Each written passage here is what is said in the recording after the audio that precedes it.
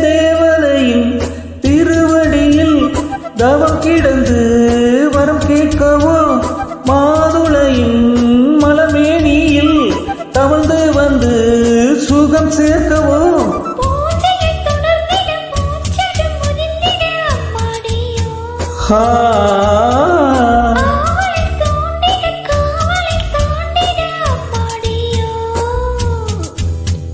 ரக்கால வேளையிலே ரசத்தியடையிலே இளமீறி சூடாகுது ஆகா அட ரக்கால வேளையிலே